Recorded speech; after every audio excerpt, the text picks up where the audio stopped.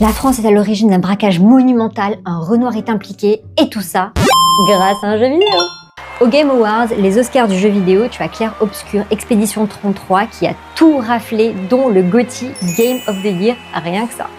Le jeu se déroule dans un monde post-apocalyptique, dans un Paris belle époque, magnifique, avec une tour Eiffel tordue, un arc de triomphe explosé et au loin un chiffre qui brille en permanence parce que chaque année, il y a une entité surnaturelle qui s'appelle la peintresse qui peint un âge sur un monolithe et toutes les personnes qui atteignent cet âge disparaissent. Mais le problème, c'est que chaque année, cet âge diminue, ce qui prédit la disparition de l'humanité.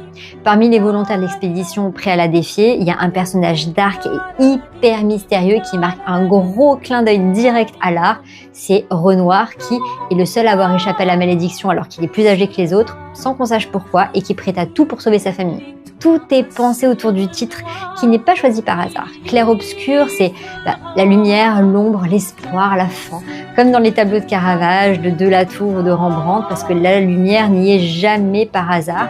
Elle révèle et elle cache aussi, et c'est vraiment la clé pour comprendre l'âme du jeu. Et ça se ressent partout, dans les décors, les personnages, les regards et le gameplay, qui s'inspire des grands RPG japonais, mais avec une sensibilité très Frenchy, hyper assumée, voire cliché, avec béret et marinière compris. Le jeu a été vendu 5 millions d'exemplaires, il y a une adaptation cinéma qui est déjà prévue, et franchement, moi, ça me donne vraiment envie de me remettre aux jeux vidéo parce que ça fait belle lurette que j'ai pas touché une manette. Dis-moi en commentaire si tu y as déjà joué ou si tu comptes t'y mettre.